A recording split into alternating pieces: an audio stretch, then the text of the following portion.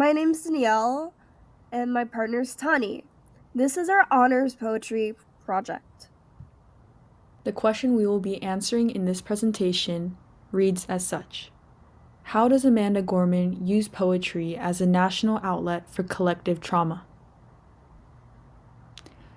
To introduce, Call Us What We Carry was published in 2021 by Amanda Gorman.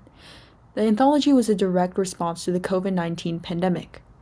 Her anthology consists of 7 sections titled Requiem, What a Piece of Wreck is Man, Earth Eyes, Memoria, Atonement, Fury and Faith, and Resolution. Our selected poem in this presentation is titled Cut, a part of the Requiem section on pages 26 and 27. Thesis. By using chronological and rhythmic structure and first plural perspective, Amanda Gorman underscores the pandemic's erasure of connection, illustrating how acknowledging shared loss can unveil a renewed sense of community. Now, for contextualization. First runner-up, we've got political.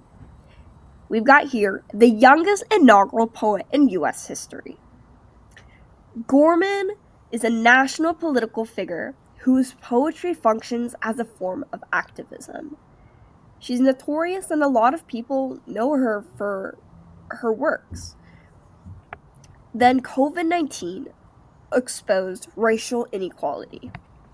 George Floyd's murder and the increased number of school shootings during the pandemic illustrated racial violence that was specifically targeting the Black community.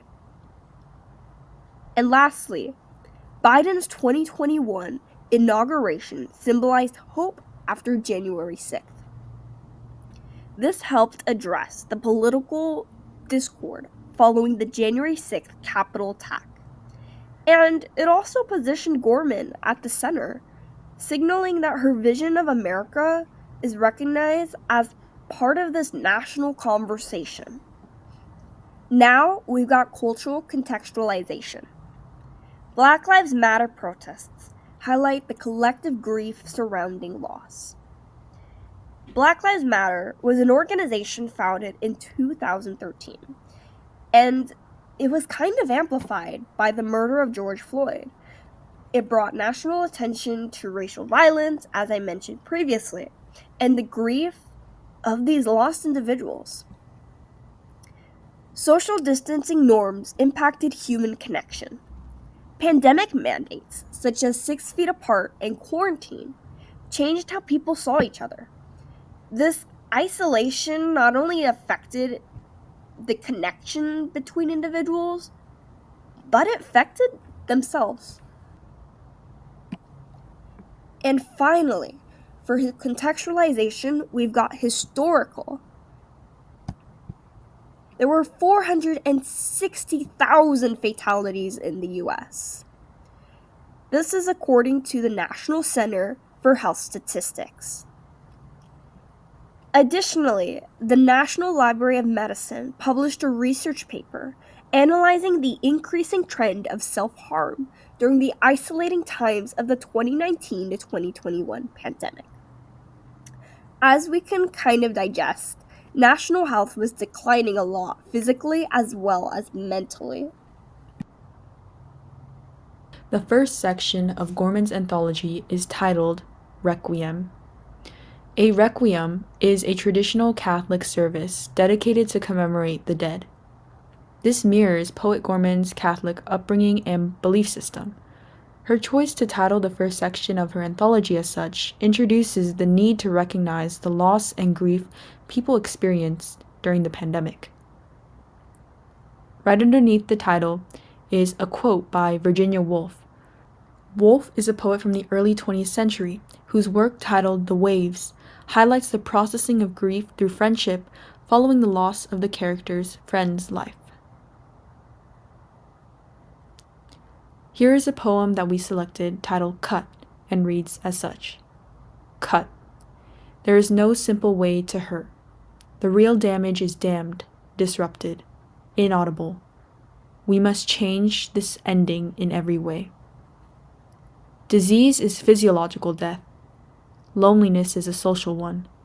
where the old we collapses like a lung. Some days we just need a place where we can bleed in peace. Our only word for this is poem. There is no right way to say how we have missed one another. Some traumas flood past the body, an ache unbordered by bone. When we shift toward a kindred soul, it is with the cut of all our lives. Perhaps pain is like a name, made to sing just for you.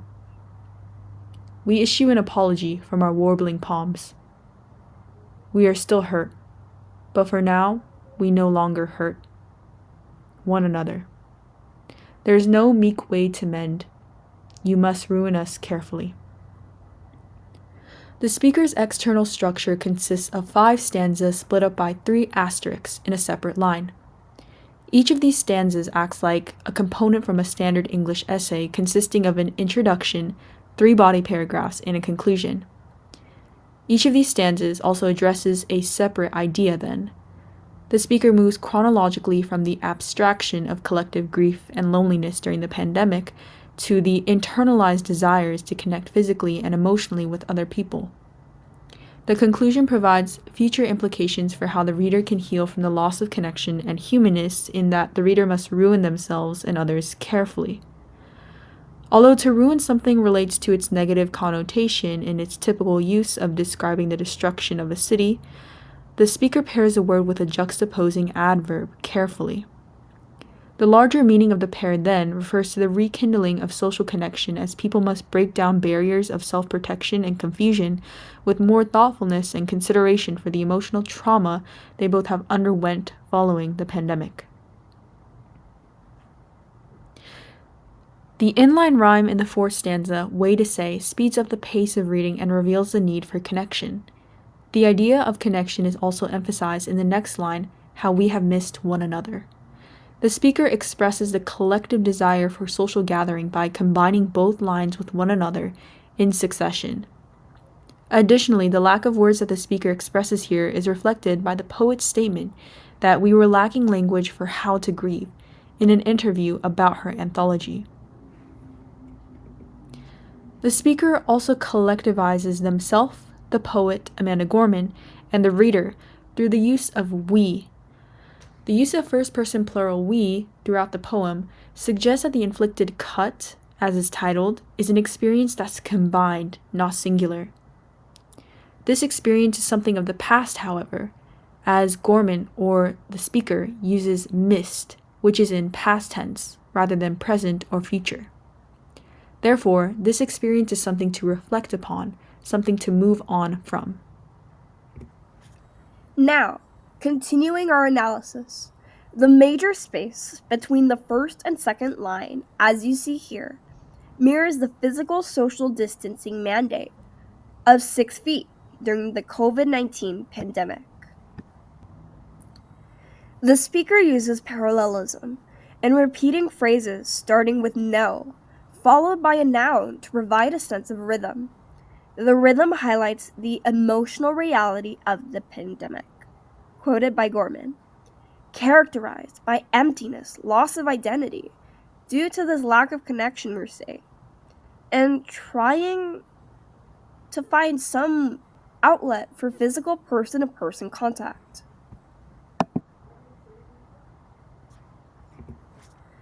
The speaker also refers to the first plural use of you to address her reader directly.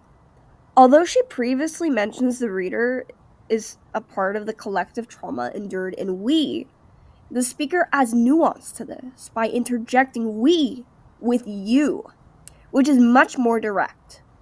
This mimics the speaker's emphasis that for healing and connection to occur, it must be resolved directly.